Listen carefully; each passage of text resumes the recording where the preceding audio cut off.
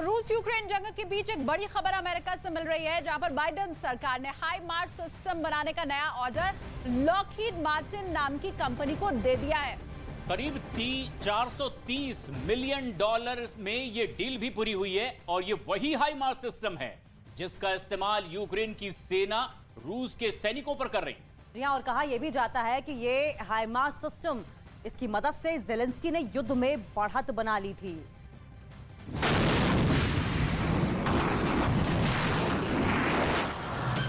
America देगा Ukraine को नायाब तोहफा। तैयार हो रहा तबाही का सामान। पुतिन की एक गलती पड़ेगी भारी।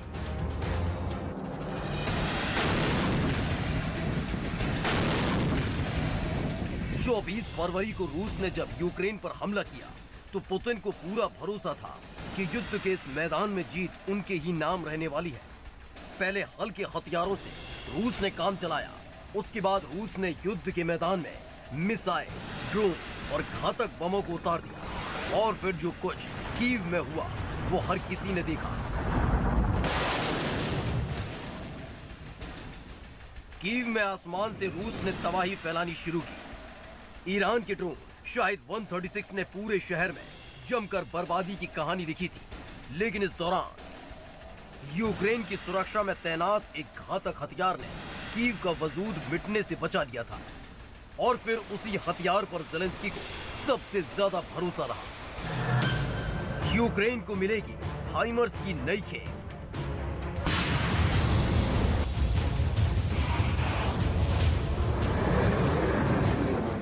कीव पर हमला हो या फिर खेरसोन में तबाही का इरादा, रूस के हथियारों पर अमेरिका का हाइमर्स रॉकेट सिस्टम हमेशा भारी पड़ा। ईरान से मिले ड्रोन भी हाइमर्स सिस्टम के सामने कांपने लगे थे। और फिर वो हुआ जिसके बारे में पुतिन क्या ज़ेलेंस्की ने भी नहीं सोचा होगा। यूक्रेन के जिस इलाके को पुतिन ने घेर लिया था, जिस शहर पर कब्जा जमा लिया था, वहां से पुतिन की पलटन भागती नजर आई, क्योंकि हथियार लगातार खत्म हो रहे थे और बचे हुए हथियारों की होली हाइमर्स सिस्टम चला रहा था। ऐसे में अपने टैंक और कई हथियार छोड़कर रूस के सैनिकों को खेरसोन से भागना पड़ा। युद्ध के मैदान में पुतिन की पराजय की कहानी लिखने वाले ज़ेलेंस्की ने अमेरिका से और हथियारों की डिमांड की तो सबसे पहले इसी हाइमर्स रॉकेट सिस्टम को मांगा है, जिसने युद्ध में बाजी पलट दी, जिसे लेकर अमेरिका ने हामी भी भर दी है। और साथ ही हाइमर्स बनाने वाली कंपनी लॉकहीड मार्टिन को ऑर्डर दे दिया। हाइमर्स सिस्टम के निर्माण का ऑर्डर, 430 मिलियन डॉलर का नया ऑर्डर लॉकहीड मार्टिन बनाएगा हाइमर्स सिस्टम। यूक्रेन में 20 से ज्यादा हाइमर्स सिस्टम तैनात। इस भारी भरकम ऑर्डर का सीधा सा मतलब है कि अमेरिका किसी भी कीमत पर यूक्रेन का साथ नहीं छोड़ने वाला है और यूक्रेन की हर डिमांड को पूरा कर रहा है। जब जब यूक्रेन को हथियारों की जरूरत महसूस हुई है, तब तब बाइडेन ने अपने हथियारों का गोदाम उसके लिए खोला है। और अब हाइमर्स सिस्टम की नई खेप ज़ेलेंस्की की सेना के पास पहुंचेगी, यानी रूस की सेना किसी भी तरह के हमले से पहले 100 बार सोचेगी, क्योंकि इसी सिस्टम ने जंग के मैदान में उनकी सांस फुला दी थी। हाइमर्स सिस्टम एक अत्याधुनिक रॉकेट लॉन्चर है। हाइमर्स का वजन बेहद कम है। मारक क्षमता करीब 80 किलोमीटर तक है। हाइमर्स को लाना ले जाना बेहद आसान है। एक सिस्टम में 6 रॉकेट लॉन्चर होते हैं। हाइमर्स की यही खूबियां यूक्रेन को युद्ध के मैदान में ताकत दे रही हैं, तो वही पुतिन की पलटन के पसीने छुड़ा रही हैं। और अब अगर यूक्रेन के हाथ और भी हाइमर्स सिस्टम लग गए तो रूस के लिए ये किसी बड़े झटके से कम नहीं होगा।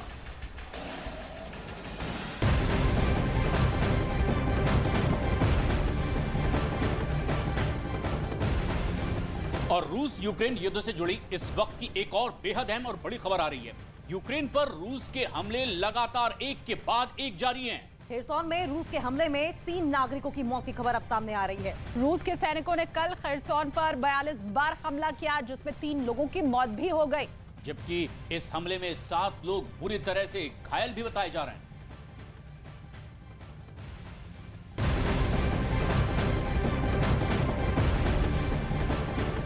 और रशिया यूक्रेन वॉर जोन से इस वक्त एक और बड़ी अपडेट सामने आ रही है। यूक्रेन के एक सैन्य अधिकारी ने ये बड़ा दावा किया है और कहा है कि रूस हमले का नया प्लान तैयार कर रहा है। इसमें यूक्रेन पर नकली मिसाइल दागी जा रही हैं ताकि यूक्रेन का एयर डिफेंस सिस्टम पूरी तरह से खत्म हो जाए। और दावा तो ये भी किया गया कि ये वो मिसाइलें हैं जो परमाणु रूप से पूरी तरह सक्षम हैं।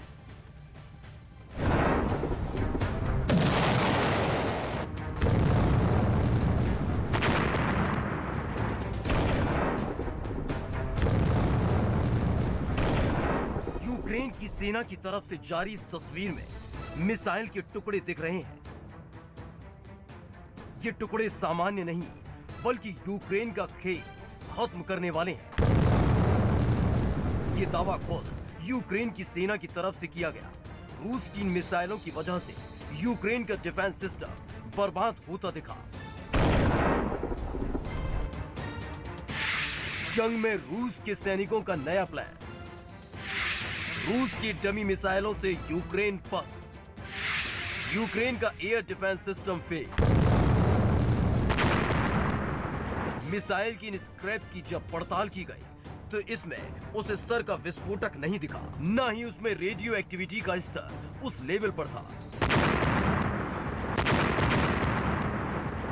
दावा यह किया गया कि मिसाइलें परमाणु सक्षम थी, लेकिन उसमें विस्फोटक का वो स्तर नहीं था। यूक्रेन की तरफ से दावा किया गया कि रूस हमले के दौरान ऐसे ही डमी मिसाइलें दाग रहा है ताकि उसका एयर डिफेंस सिस्टम ध्वस्त हो जाए, क्योंकि इन मिसाइलों से यूक्रेन की वायु सुरक्षा खत्म होती दिखी। मिसाइलों के ये टुकड़े यूक्रेन के पश्चिमी इलाकों से मिले, जिसके बाद जब जांच की गई तो हड़कंप मच गया। यूक्रेन की सेना ने दावा किया कि मिसाइलें X-55 हैं, जिन्हें डमी बनाकर इस इमारत को टारगेट करके दागा गया। ये हमला सिर्फ डर बनाने के लिए किया गया था। इस मिसाइल में विस्फोटक काफी कम था। ये हमला सिर्फ ध्यान भटकाने के लिए किया जा रहा है।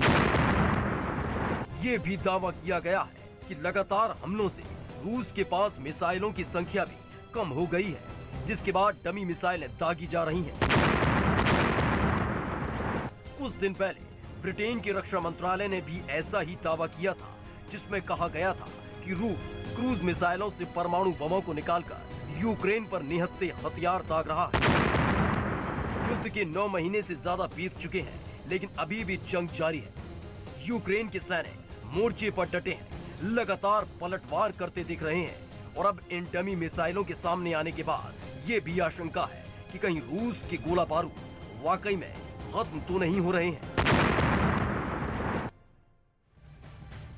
और आइए अब आपको दिखाते हैं रशिया यूक्रेन बैटल ग्राउंड से आ रही 10 बड़ी खबरें महायुद्ध टॉप ने। यूक्रेन के खरसोन में रूस के सैनिकों ने बड़ा हमला किया है, जिसमें 3 नागरिकों की मौत हो गई है, 7 से ज्यादा घायल हो गए। रूस के सैनिकों ने कल खरसोन पर 42 बार हमला किया था। यूक्रेन की राजधानी कीव और उसके आसपास के इलाकों में लाखों लोग अभी भी बिजली संकट से जूझ रहे हैं। पिछले हफ्ते रूसी मिसाइल हमलों की वजह से ही बिजली आपूर्ति अभी भी बहाल नहीं हो पाई है।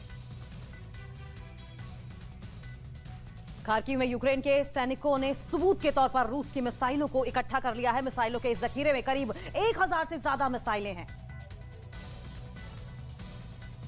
यूक्रेन के ओडेसा से विस्फोट की हैरान करने वाली तस्वीर सामने आई है। सड़क पर भयानक विस्फोट हुआ, जिसमें कुछ लोग बुरी तरह से जख्मी हो गए।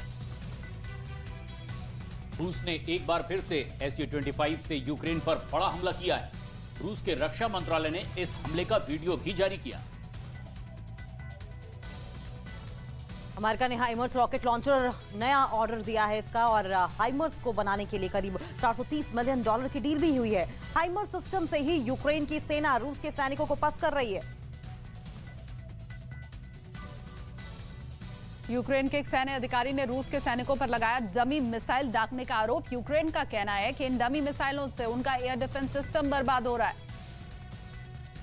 युद्ध के बीच रूस ने अपनी नई एंटी बैलिस्टिक मिसाइल का भी टेस्ट किया है।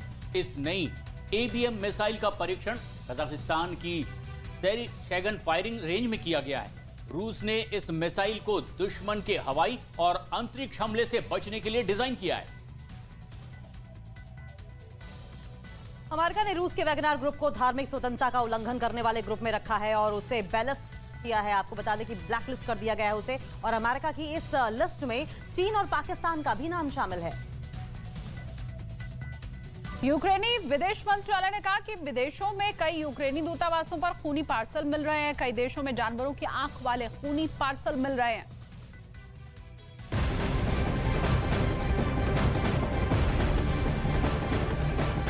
रूस यूक्रेन युद्ध से जुड़ी हुई बड़ी खबर सामने आ रही है, जहां पर रूस ने बाइडेन के ऑफर को ठुकरा दिया है और साफ साफ कह दिया है कि रूस बिना शर्त बातचीत के लिए तैयार है। और इससे पहले अमेरिका की तरफ से रूस के सामने बातचीत का ऑफर रखा गया था, जिसमें बाइडेन की तरफ से साफ साफ ये कह दिया गया था कि रूस युद्ध रोक दे। तो वहीं अमेरिका से बातचीत के दरवाजे खुले हुए हैं, लेकिन रूस की तरफ से साफ कर दिया गया है कि शर्त पर वो किसी भी तरह की बातचीत के लिए तैयार नहीं है। और अगर अमेरिका बगैर शर्त बातचीत करता है तो वो जरूर पूरी तरह से तैयार बैठे।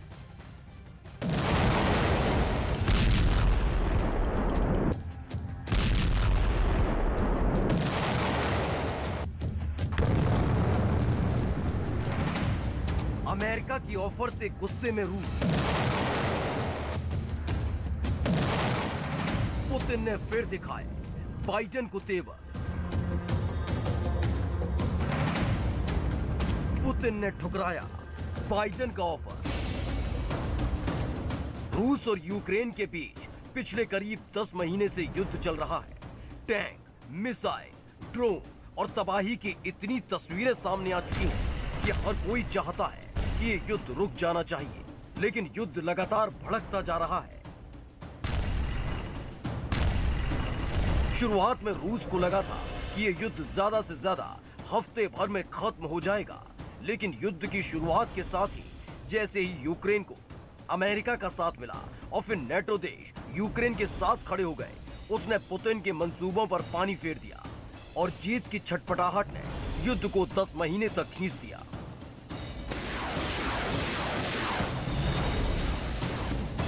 लेकिन अब अमेरिका की तरफ से रूस को एक बड़ा ऑफर दिया गया है, जिसने पुतिन को भड़का दिया, क्योंकि इस ऑफर में शांति के लिए शर्त रखी गई है। बाइडेन ने पुतिन को बातचीत का ऑफर दिया और ये शर्त रखी कि अगर रूस यूक्रेन पर हमला रोक देगा तो अमेरिका उससे बात करेगा। इस मामले में अमेरिका और फ्रांस के राष्ट्रपति ने साझा बयान जारी किया और दोनों नेताओं ने एक साथ आकर रूस से युद्ध रोकने को कहा। वैसे फ्रांस पहले भी कह चुका है कि रूस के साथ बातचीत के रास्ते खुले हैं, लेकिन ये पहली दफा है जब बाइडेन ने रूस के सामने बातचीत का ऑफर रखा हो, क्योंकि यूक्रेन जंग शुरू होने के बाद से ही रूस से बातचीत के विरोध में अमेरिका नजर आया।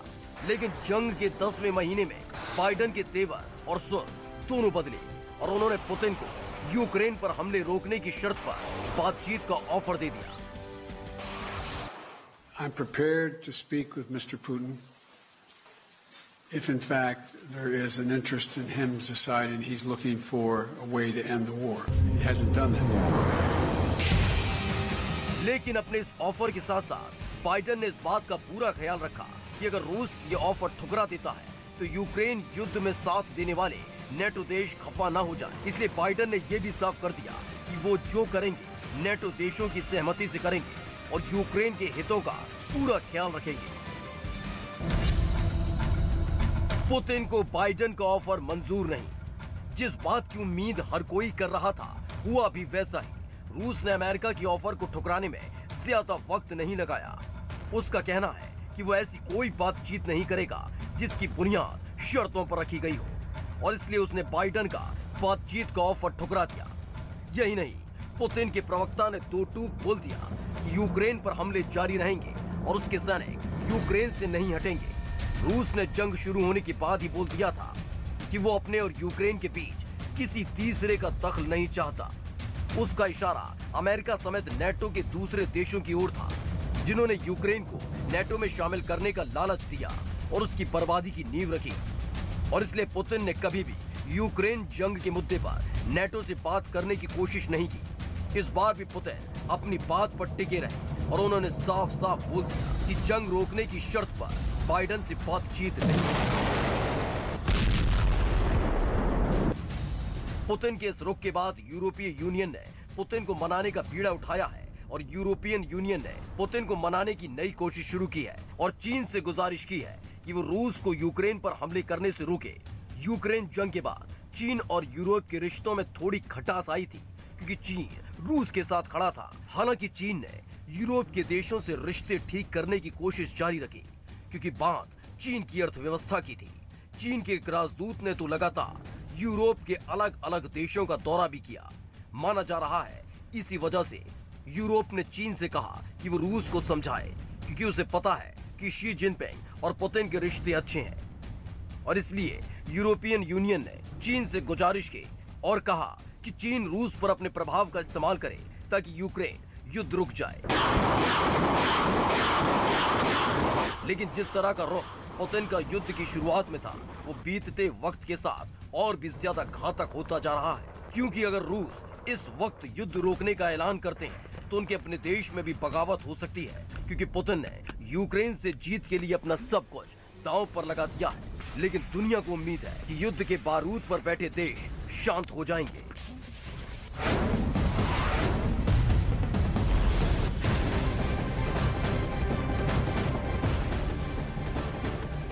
और इस जंग के मैदान से एक और बेहद अहम और बड़ी खबर आ रही है। यूक्रेन रूस बहुत बड़े हमले का प्लान तैयार कर रहा है। यहाँ रूस की वायुसेना ने अपनी नई एंटी बैलिस्टिक मिसाइल का टेस्ट किया है। इस नई एबीएम मिसाइल परीक्षण कजाकिस्तान की सैरी शगन फायरिंग रेंज से किया गया और रूस का दावा यह है कि उसकी नई मिसाइल की टेस्टिंग सफल रही है और वो सभी मापदंडों पर पूरी तरह से खरी उतरी है। जी हाँ, और इस मिसाइल को दुश्मन के हवाई और अंतरिक्ष हमले से बचाने के लिए डिजाइन किया गया है।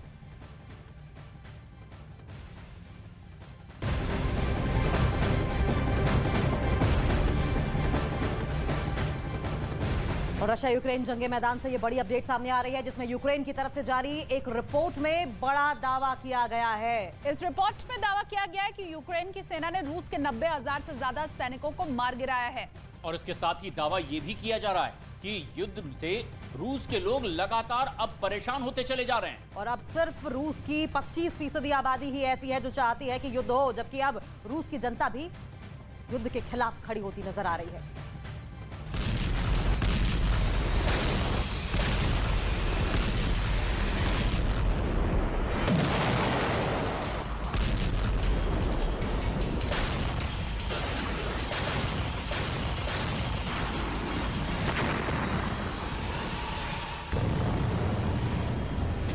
यूक्रेन की जलती जमीन से उठते वाले काले धुएं ने क्रेमलिन के दरवाजों की कुंडी से कमान छीन ली। कीव से आती मिसाइल वाली गंध ने मॉस्को का मिजाज बदल दिया है।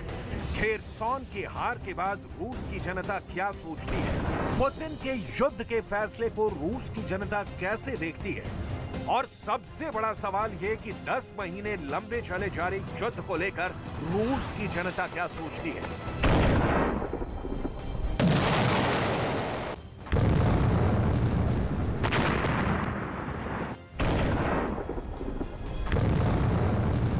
एक रिपोर्ट आई है जिसके मुताबिक रूस के हर 4 शख्स में से सिर्फ एक युद्ध का समर्थन करता है। इस रिपोर्ट को तैयार किया है क्रेमलिन फेडरल प्रोटेक्टिव सर्विसेज ने। हालांकि ये लीक्ड रिपोर्ट है जिसे क्रेमलिन फेडरल प्रोटेक्टिव सर्विसेज ने जारी नहीं किया है। इसके मुताबिक रूस के सिर्फ 25% लोग पुतिन के युद्ध जारी रखने के फैसले को सही मानते हैं।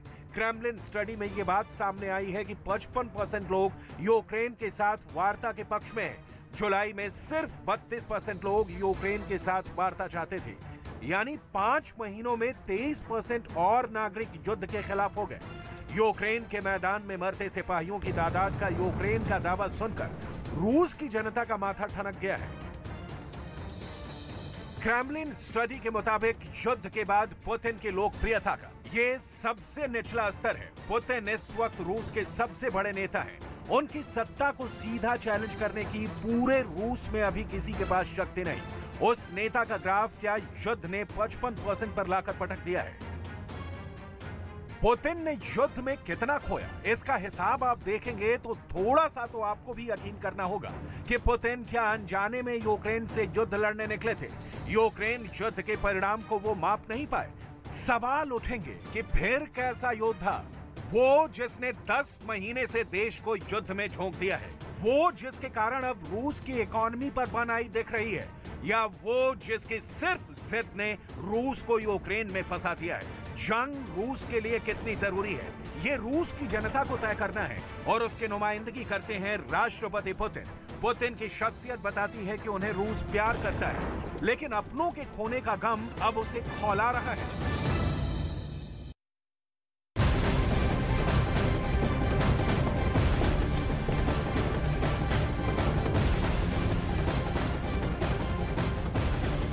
और एक और बेहद अहम और बड़ी खबर आ रही है, यूक्रेन में बिजली संकट लगातार जारी है। जी हाँ, यूक्रेन की राजधानी कीव में और अब उसके आसपास के इलाकों की अगर बात करें तो लाखों लोग अभी भी बिजली संकट से जूझ रहे हैं। पिछले हफ्ते रूसी मिसाइल हमलों की वजह से बिजली आपूर्ति अभी भी बहाल नहीं हो पाई है।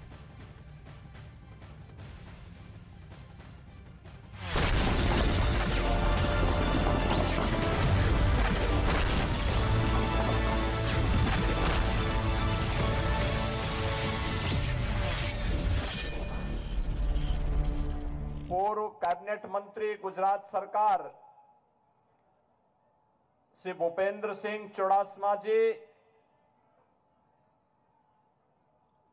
हमारे वरिष्ठ संत पूज्य बापू शेरनाथ जी, पूज्य संत श्री शील भूषण स्वामी जी, स्वामी सत्य संकल्प दास जी, स्वामी लाला दास जी बापू, स्वामी कानदास जी बापू, भारतीय जनता पार्टी की प्रदेश की उपाध्यक्ष श्रीमती वर्षा बहन जी, श्री हर्षद गिरी गोस्वामी जी, भारतीय जनता पार्टी के लोकप्रिय प्रत्याशी श्री क्रीड सिंह डाबी जी, आज के इस कार्यक्रम में उपस्थित भारतीय जनता पार्टी के सभी पदाधिकारीगण और भारी संख्या में आज के इस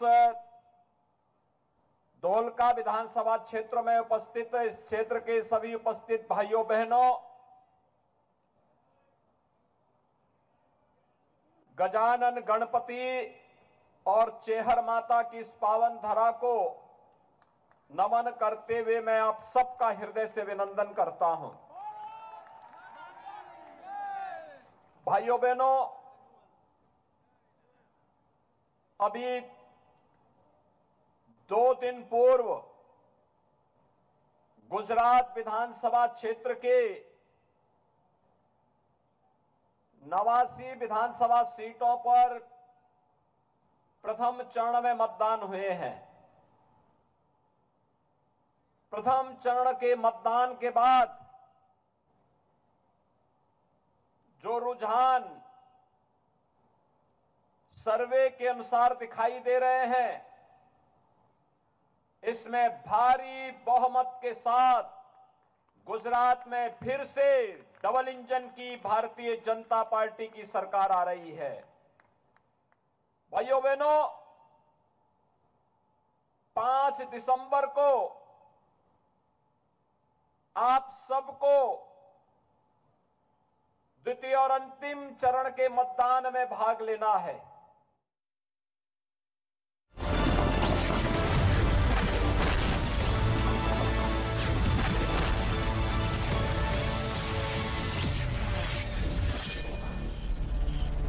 वाले बयान का समर्थन किया। Air chief marshal VR Chaudhary ने एक